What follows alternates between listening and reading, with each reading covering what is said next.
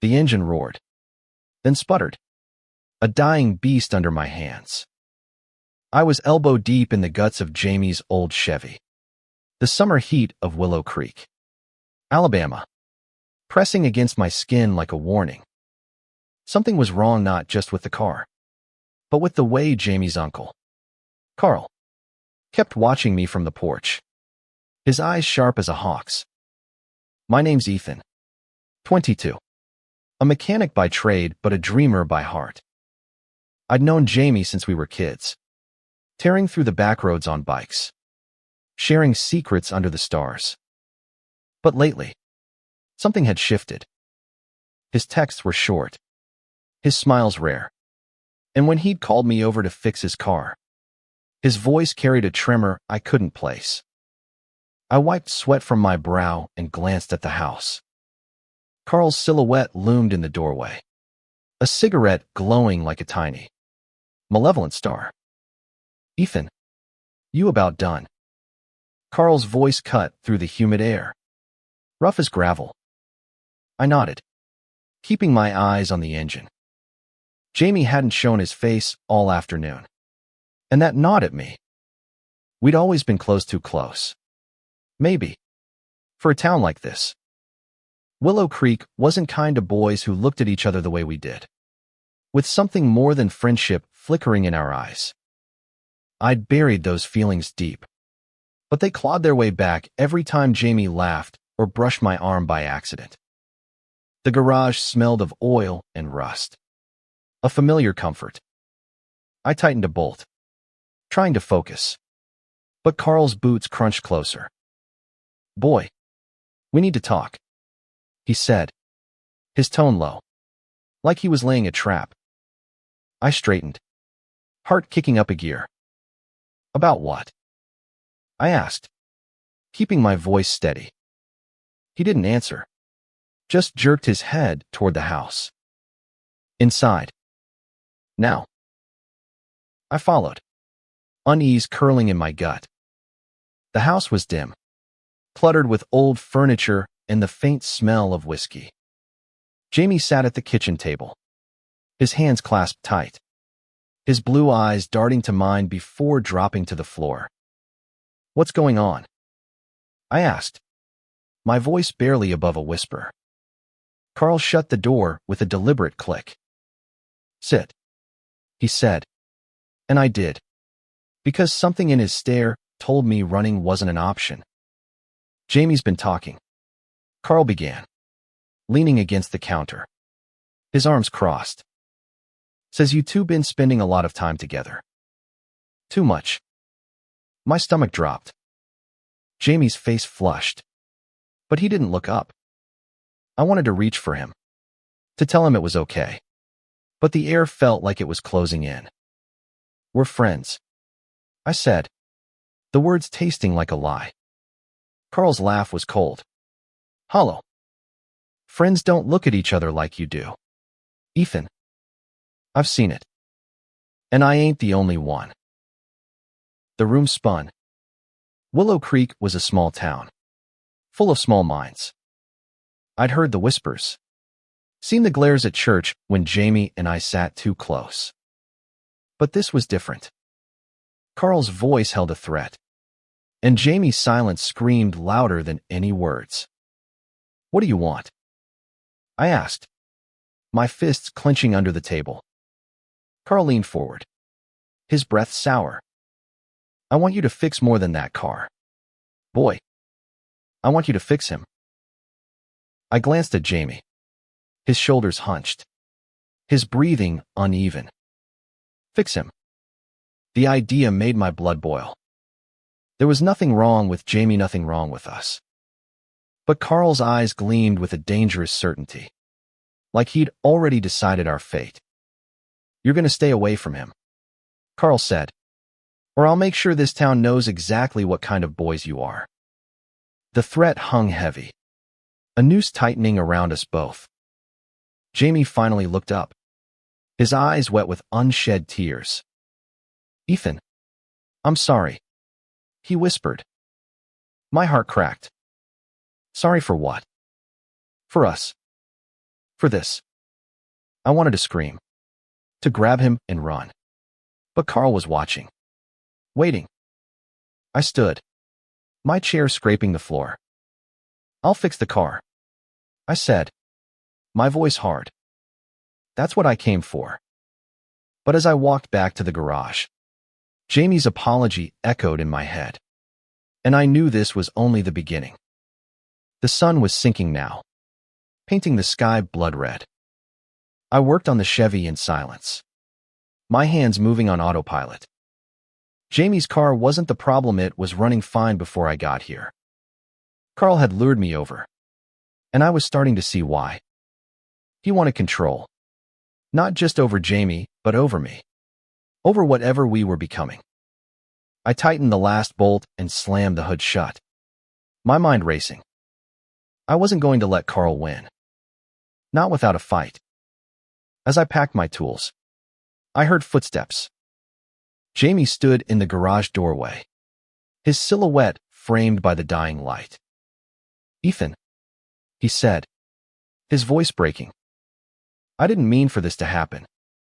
I stepped closer, close enough to see the fear in his eyes, the longing he couldn't hide. "What's he got on you?" I asked. Jamie shook his head, biting his lip. "It's not just him. It's everything." His voice cracked, and I felt it in my chest. A sharp, aching pull. "We'll figure it out," I said, my voice low but firm. "Together." For a moment, his hand brushed mine, a fleeting warmth that set my heart racing. But then he pulled away, glancing back at the house where Carl's shadow still lingered. "Be careful," Jamie whispered. "He's not what you think." And with that, he was gone, leaving me alone in the garage with a broken car and a heart full of questions. I drove home that night, the road blurring under my headlights. Jamie's words clung to me like damp clothes. "That's not what you think." What did that mean? Carl was a bully, sure, but there was something darker in Jamie's warning, something I couldn't shake. My apartment was a small, cluttered space above the auto shop where I worked, the kind of place that smelled like motor oil and cheap coffee. I collapsed onto my couch, staring at the ceiling, replaying the day. Jamie's scared eyes, Carl's cold threats, the way my heart had stuttered when our hands touched. I wasn't just fixing a car anymore. I was in deep, and I didn't know how to get out. The next morning, I woke to a text from Jamie, "Meet me at the creek. Noon. Please." No explanation, just urgency. I pulled on a flannel and jeans, my stomach twisting with nerves. The creek was our spot, a hidden bend where willows draped over the water like curtains. We'd spent summers there, skipping rocks, talking about dreams we'd never dared to chase. It was where I'd first realized I loved him. One sticky July evening when he'd laughed so hard he'd fallen into the water, pulling me in with him. We'd come up gasping, grinning, too close for comfort, but not close enough. I got there early, the air thick with the scent of damp earth and pine. Jamie was already waiting, sitting on a flat rock, his knees pulled to his chest. He looked smaller than usual, his blonde hair catching the sunlight. "You came," he said, his voice soft but relieved. I sat beside him, close enough to feel the warmth of his shoulder. "You okay?" I asked, though I knew he wasn't. He shook his head, staring at the water. "Carl knows. Ethan. About us. About how I feel." My breath caught. How I feel. He'd never said it out loud before, and neither had I. We'd danced around it for years, hiding behind friendship, afraid of what it meant in a town that preached love but practiced hate. "What's he gonna do?"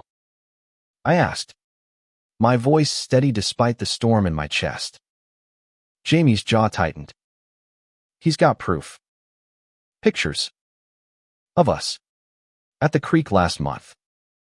We weren't even doing anything. Just being us. But it's enough. Pictures. The word hit like a punch. I remembered that Dias laughing. My arm slung over his shoulder. Our faces too close. It hadn't felt wrong. But in Carl's hands, it was a weapon. He's blackmailing you. I asked, anger rising. Jamie nodded, his eyes glistening. He says he'll show every enemy parents, the church, the whole damn town unless I stop seeing you. His voice broke. He wants to send me to some program to fix me. I clenched my fists, the rage boiling over. Conversion therapy. I'd heard whispers of it. Kids shipped off to camps that promised to cure them, coming back broken or not at all. No way, I said, my voice shaking. He's not touching you. Jamie's hand found mine, trembling but firm. I don't know how to fight this. Ethan. He's my family. He's got power here. I squeezed his hand, my heart pounding. We'll fight it together. I'm not letting you go. For a moment, we just sat there, hands clasped, the creek whispering around us. I wanted to kiss him, to tell him I loved him. But the weight of Carl's threat loomed like a storm cloud. There's more, Jamie said, his voice barely audible. Carl's not just doing this to me. He's involved in something. Something bad. I frowned, leaning closer. What do you mean? Jamie glanced around, like he was afraid the trees were listening. I heard him on the phone last night, talking about money. Deals. I think he's using his auto shop as a front. My mind raced. Carl owned a small repair shop on the edge of town. A grimy place nobody questioned. A front for what? Drugs. Worse. We need to find out, I said, my mechanic's brain already turning. If he's dirty, we can use it against him. Jamie's eyes widened. Ethan, that's dangerous. He's not just some small-time thug. But I was already decided.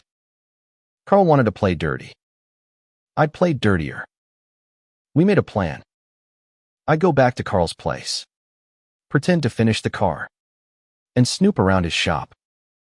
Jamie would keep Carl distracted, feed him some story about agreeing to his terms. It was risky, but we were out of options. As we parted ways, Jamie grabbed my arm. Be careful, he said, his voice fierce. I can't lose you. I nodded, my throat tight. You won't. But as I drove back to town, the weight of his words settled in. This wasn't just about us anymore. It was about survival. The next day, I pulled up to Carl's house, toolbox in hand, my heart hammering like a piston. The Chevy sat in the garage, a prop in this twisted game. Carl greeted me with a nod, his eyes scanning me like I was a part he couldn't trust. Finish it today, boy, he said, lighting a cigarette. I nodded, keeping my face neutral. Jamie was inside, playing his part, keeping Carl occupied with talk of fixing himself. The thought made my stomach churn, but I focused on the plan. The garage was a mess, tools scattered, oil can stacked haphazardly. I worked on the car, loosening a spark plug to make it look like I was busy, but my eyes were on the shop's back room. Carl's office, a locked door I'd never seen open. If he was hiding something, it'd be there. I waited until I heard Jamie's voice rise in the house, a staged argument about his future. That was my cue. I slipped to the door, pulling a small lockpick from my pocket, a trick I'd learned from a shady coworker years ago. The lock clicked open, and I stepped inside. The office was cramped, reeking of stale smoke and leather. Papers littered the desk, receipts, invoices. Nothing unusual. But under a stack of manuals, I found a ledger, handwritten, with names and numbers that didn't add up. Cash payments. No descriptions.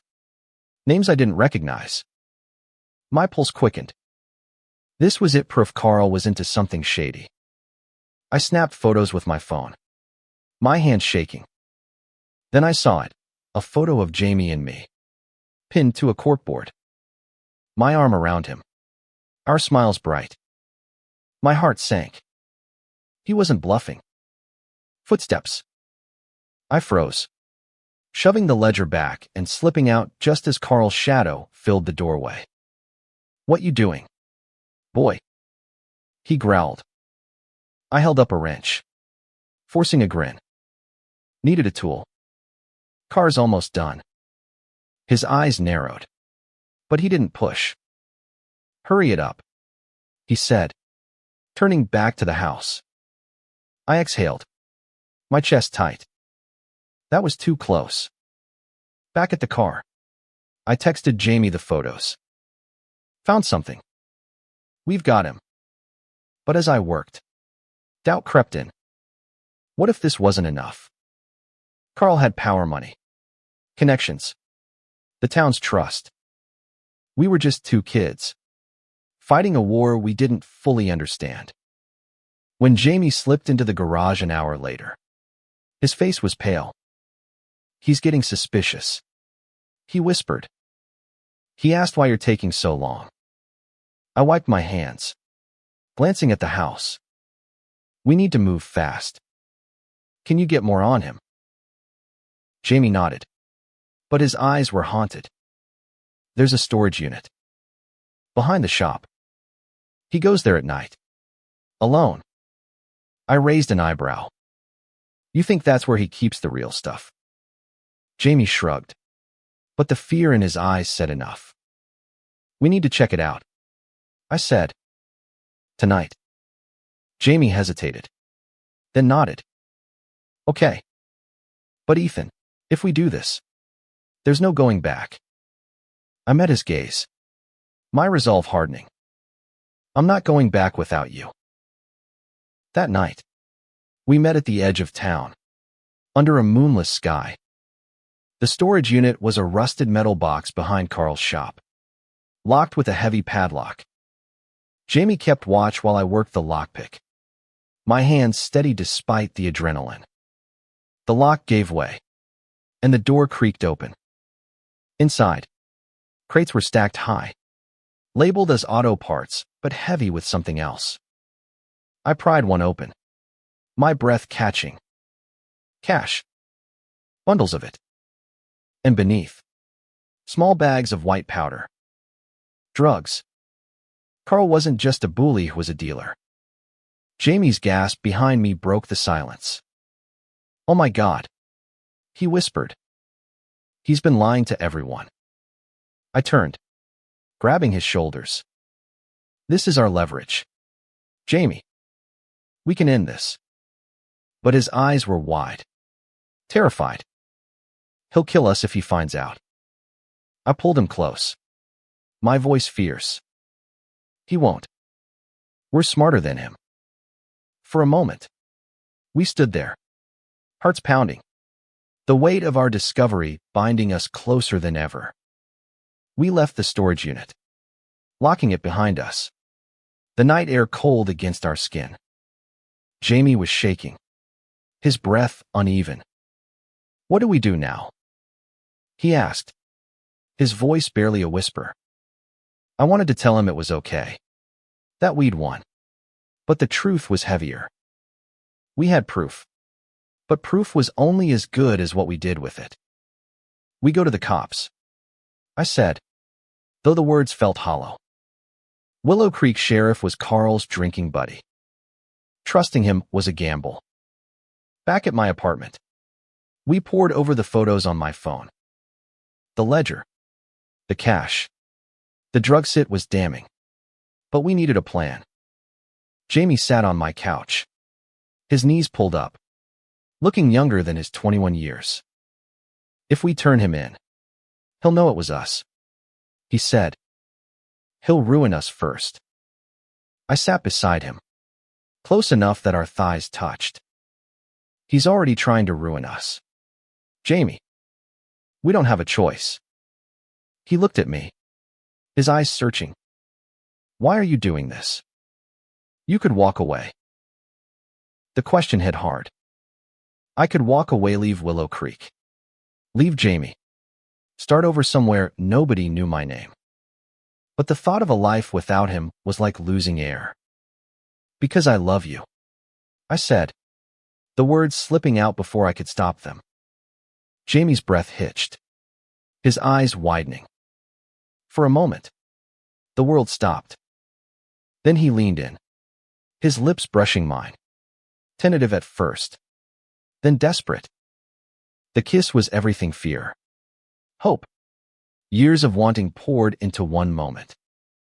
When we pulled apart, his forehead rested against mine. I love you too, he whispered. But I'm scared. We stayed like that, tangled in each other, until dawn crept through the windows. We made a plan. We'd copy the photos, hide them in multiple places, and approach someone outside Willow Creek, a state trooper. Maybe someone Carl couldn't touch. But as we worked, Jamie's phone buzzed.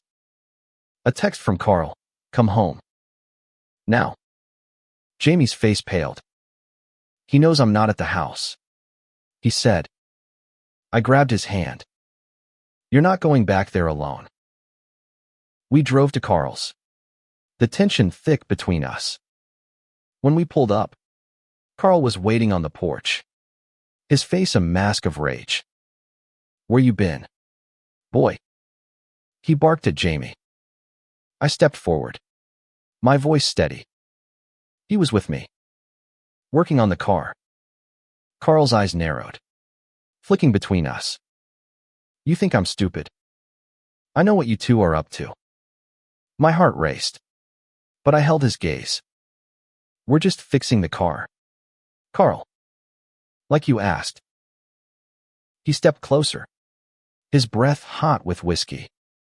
You're playing a dangerous game, Ethan. Both of you. Jamie flinched, but I didn't back down. Maybe you're the one playing games, I said, my voice low. Carl's jaw tightened, but he didn't swing. Not yet. Get inside, he told Jamie, who hesitated, looking at me. Go, I whispered. I'll handle this. Jamie obeyed, his eyes pleading as he disappeared into the house. Alone with Carl, I braced myself. You got something to say, boy?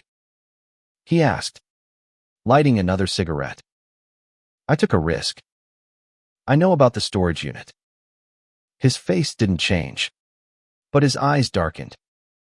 You don't know shit, he said, but his voice wavered. I pressed on. I know enough.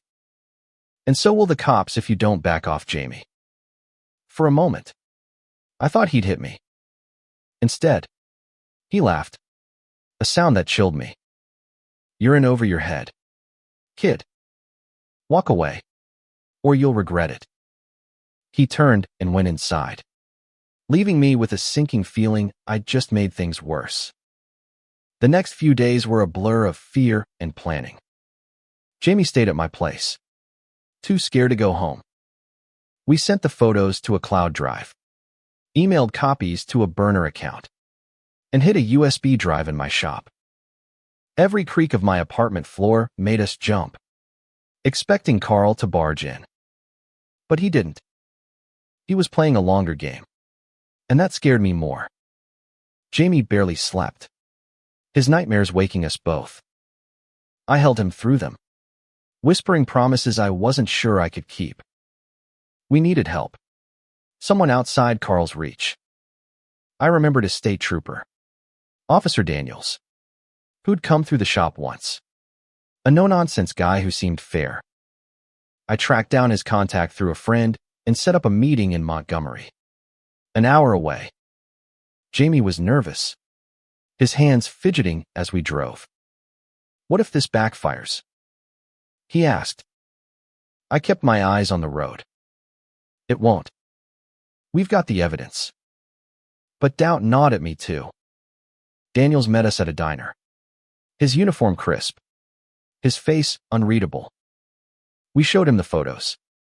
Explained Carl's threats. The drugs. The blackmail. He listened. His pen scratching notes. This is serious, he said finally. But Carl's got friends in Willow Creek. We'll need to move carefully. He promised to look into it. But as we left, Jamie's hand found mine under the table. I trust you, he said, and those words carried me through the fear. Back in Willow Creek, the town felt different, like it was watching us. At the shop, my boss noticed my distraction, asking if I was okay. I brushed it off, but the weight of Carl's threat was suffocating.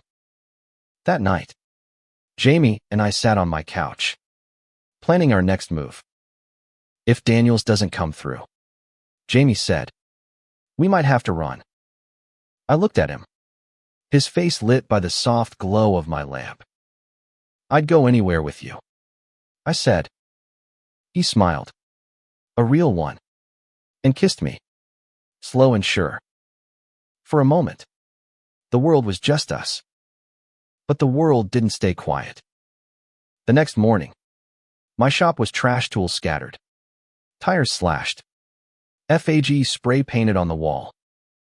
My boss was furious, thinking it was random vandalism. But I knew better. Carl was sending a message. Jamie's face went white when he saw it. This is my fault, he whispered. I grabbed his shoulders. No. It's his. And we're ending this.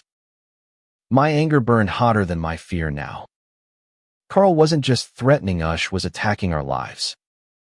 We doubled down, digging deeper into Carl's operation.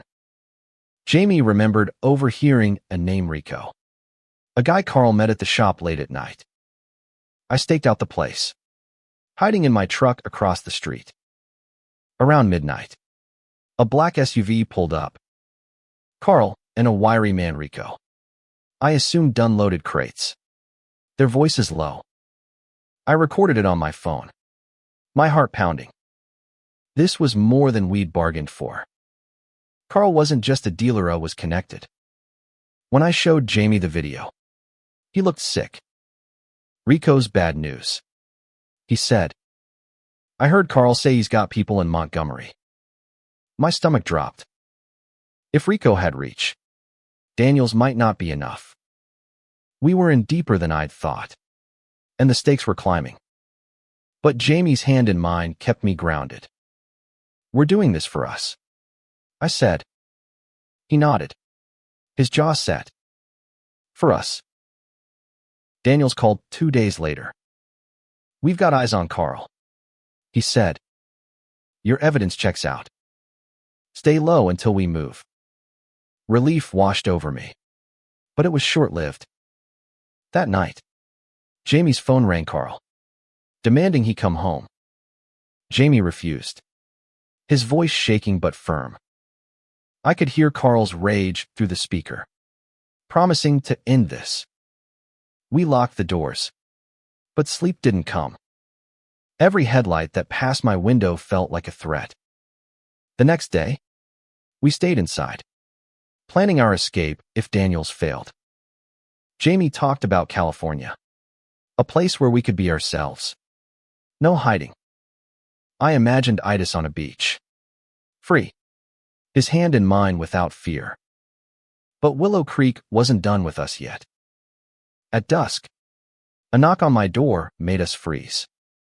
It was Mrs.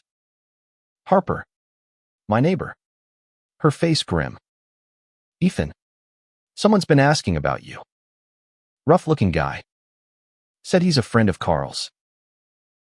Rico. My blood ran cold.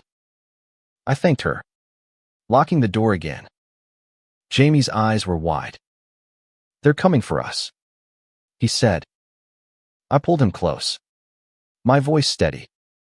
"They won't get us. Not yet." We packed bags, just in case, and waited for Daniel's next call. Hours dragged by, each one heavier than the last. When my phone finally buzzed, it wasn't Daniel's. It was an unknown number. A voice, low and menacing. "You've got one chance to back off, kid." I hung up, my hands shaking. Jamie grabbed my arm. "Was that Rico?" I nodded, my mind racing. We couldn't wait for Daniels anymore. We needed to act. I called a friend, Tommy, who owed me a favor. He had a cousin in the DEA, someone who could bypass Willow Creek's corrupt sheriff. I sent him the photos, the video, everything. "Tell him it's urgent," I said. Tommy promised to deliver. That night, we slept in shifts, one of us always watching the door. Jamie's head rested on my shoulder, his breath warm against my neck. "I never thought it'd come to this," he murmured. I kissed his forehead. "We're almost there. Just hold on." But doubt crept in. Carl and Rico were closing in, and we were running out of time. The next morning, Tommy called. "My cousin's on it. They're raiding Carl's shop tonight." Relief hit, but it was tempered by fear. A raid meant chaos, and chaos meant danger. We decided to lay low at the creek, our old hiding spot. As we sat by the water, Jamie's hand found mine.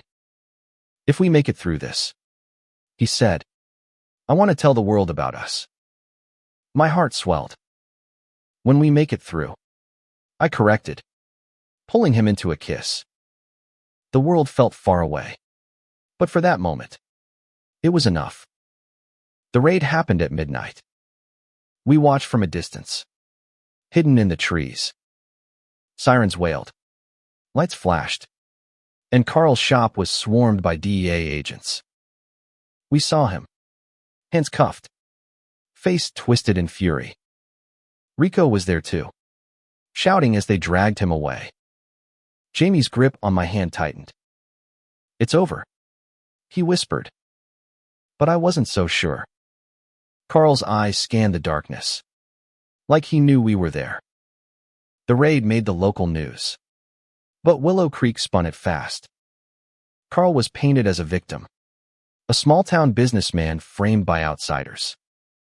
The town's loyalty to him ran deep, and whispers turned to glares when Jamie and I walked down Main Street. We stayed at my apartment, avoiding prying eyes, but the tension was suffocating. Daniels called, confirming Carl and Rico were in custody, but warned us to stay vigilant. "Carl's got friends," he said, "and they're not happy." Jamie's parents came by, their faces hard. They didn't know about the drugs, only Carl's lies about us. "You're tearing this family apart," his mom said, her voice sharp. Jamie stood tall, his hand brushing mine. "I'm not ashamed of who I am," he said. It was the first time he'd said it out loud, and pride swelled in my chest. His dad scoffed, but his mom's eyes softened, just for a second. They left without another word, and Jamie collapsed into my arms, shaking. "I lost them," he said. I held him tight. "You've got me." We started planning our escape. California was still the dream, but we needed money, time, a way out. I picked up extra shifts at the shop, ignoring the graffiti that kept appearing on the walls. Jamie applied for jobs online, anything to build a future. But Carl's shadow lingered. One night, a brick crashed through my window. A note tied to it, "You're next." Jamie's face went pale, but I crumpled the note. They're scared, I said. That means we're winning. Daniel's called again, his voice grim. Carl's talking. Says he's got dirt on half the town. If he cuts a deal, he might walk. My stomach dropped. A deal? After everything. Jamie's eyes met mine. Resolute. Then we fight harder, he said. We dug into Carl's connections, using what we'd learned. Rico's crew was bigger than we'd thought, tied to a network stretching beyond Alabama. If we could expose them, Carl's leverage would crumble. We met Tommy's DEA cousin, Agent Carter, in Montgomery. He was gruff, but listened as we laid out everything: Carl's threats, the drugs, the town's complicity. You boys are brave, he said, but you're in deep. Stay out of sight. He promised to push the case. But as we drove back, Jamie was quiet. What if we can't outrun this? He asked. I took his hand. Then we face it together. Back home, we found my apartment door ajar. My heart stopped. We stepped inside, cautious, and found it trashed furniture overturned. Photos of us torn to pieces. Jamie's breath hitched, but I pulled him close. They're trying to scare us, I said. But we're not running. We cleaned up, salvaging what we could, and fell asleep in each other's arms. Defiant. The fight wasn't over, but our love was stronger than their hate. Weeks passed, and the town's hostility grew. Carl was out on bail, his trial pending, but his influence lingered like a bad smell. Jamie and I kept low, saving every penny for California. We'd found a small apartment online, a place to start over. But leaving wasn't just about distancing, it was about healing. Jamie's nightmares eased, replaced by quiet moments where we'd talk about the future, about a life where we could love openly. One night, we went back to the creek, our sanctuary. The water sparkled under the stars, and Jamie's smile was brighter than I'd seen in months. When we get to California, he said, I'm going to marry you. My heart stopped, then swelled. Is that a proposal? I teased, pulling him close. He laughed, a sound that felt like home. Maybe it is. We kissed, slow and sure, the world fading away. But Willow Creek wasn't done with us. The next day, Carl confronted us outside the shop, his face twisted with rage. You think you've won? He spat. This town will eat you alive. I stepped in front of Jamie, my voice steady. We're leaving. You can't touch us anymore. His eyes burned, but he backed off, muttering threats. I knew he wasn't done, but we were. Agent Carter called with news. Carl's trial was fast-tracked, and Rico's crew was crumbling under new evidence. Our photos, our persistence, had tipped the scales. You boys did good, Carter said. But get out of town. Now. We didn't need telling twice. We packed my truck, said goodbye to the few friends who still cared, and drove west. Jamie's hand rested on mine as Alabama faded in the rearview. California was everything we dreamed: sunlit beaches, open hearts, a place where we could breathe. We found jobs, me at a garage, Jamie at a bookstore, and slowly built a life. The scars of Willow Creek lingered, but they faded with every laugh, every kiss, every morning waking up together. One evening, on a cliff overlooking the Pacific, Jamie got down on one knee, a cheap ring in his hand. I meant it, he said. Marry me. Tears blurred my vision as I said yes, pulling him into my arms. Looking back, I want to fix a car, but I found so much more love worth fighting for. A truth worth telling. Willow Creek tried to break us, but we broke free. Together, we'd built something unbreakable. A life where love wasn't a secret, but a promise kept under an endless sky.